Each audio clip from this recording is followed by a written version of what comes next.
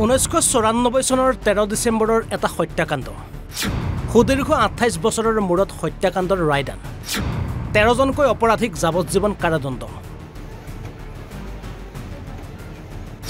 আদালতৰ চৌহদত কান্দোনৰ ৰোল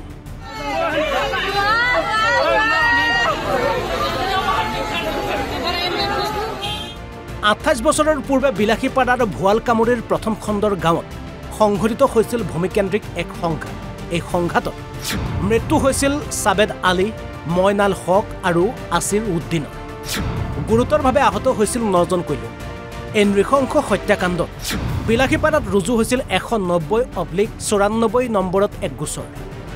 বিগত 28 বছৰৰ অন্তত আজি বিলাসীপাৰা অতিৰিক্ত জিলা আৰু সত্ৰ ন্যায়াধীশ আদালতৰ ফালৰ পৰা এক ঐতিহাসিক ৰায়দান প্ৰদান কৰা হয় ভাৰতীয় দণ্ডবিধিৰ আইন 149/302/326 নং ধাৰা 13 জনকৈ অপৰাধীক যাৱজ্জীৱন কাৰাদণ্ড বিহা হয় মুঠ অভিযুক্ত 22 জন আছিল যদিও 6 জন অভিযুক্ত ইতিমধ্যে মৃত্যু হৈছে দুগৰাকী নাবালকৰ ভিতৰত এজন বৰ্তমান পলাতক বাকি 13 অপৰাধী হৈছে আব্বাস আলী আলী হুছেইন আবু বক্কৰ সিদ্দিকী ইউনুস আলী ইনসাফ আলী নৌসাদ আলী শহীদ আলী গুলাব নবী হজরত আলী আলম শেখ মুছলিম উদ্দিন খয়বৰ আলী আৰু সাদেক আলী ইমান বছৰে তেওঁলোকে ঘৰতে আছিল যদিও বিগত 5 অক্টোবৰত তেওঁলোকক উঠাই আনি আদালতত হাজিৰ কৰোৱা হয় এই ৰায়দানৰ পাছতে আদালতৰ চৌহদত এতিয়া উঠিছে কান্দোনৰ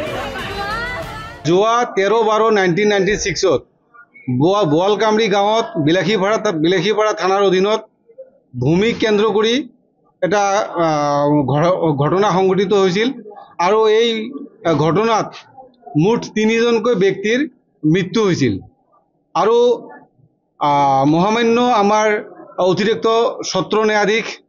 আমাৰ ফাৰহানা সুলতানা বাইদেউৰ আদালতে আজি 13 জনকে আসামিক যাৱজ্জীৱন কাৰাদণ্ডৰে দণ্ডিত কৰিলে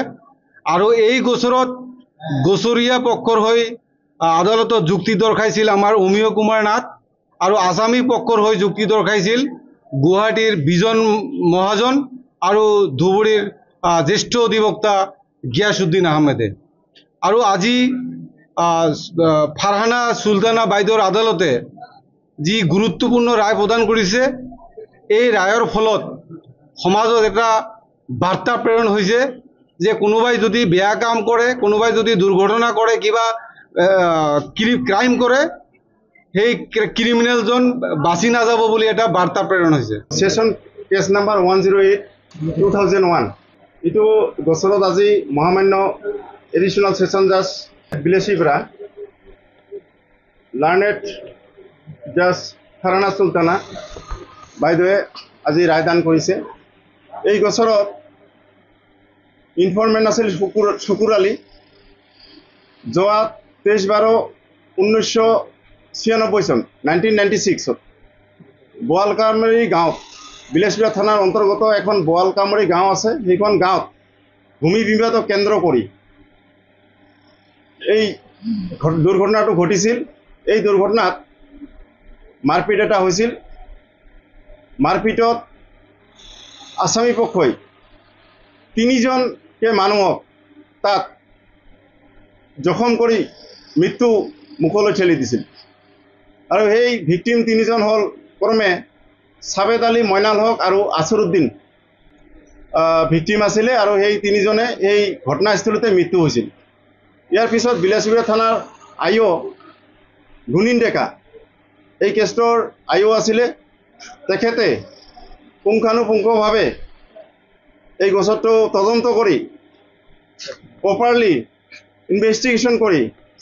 এই গোচৰত চাৰ্জশ্বিট দিছিল আৰু চাৰ্জশ্বিট দিয়াৰ পিছত আৰু আজি শেষত গৈ আজি এই গোচৰৰ ৰায়দান হ'ল আৰু ৰায়দানত 13 জনকে আসামীক যাৱজ্জীৱনৰ কাৰণে কাৰাদণ্ড দিলে 28 বছৰ হ'ল এইটো 149/302 আৰু 326 IPC পলমকৈ হলেও ন্যায় লাভ কৰিলে ভুক্তভোগী পৰিয়ালে বিলাসীপাৰাৰ পৰা নীলকমল নাথ অসম লাইভ 24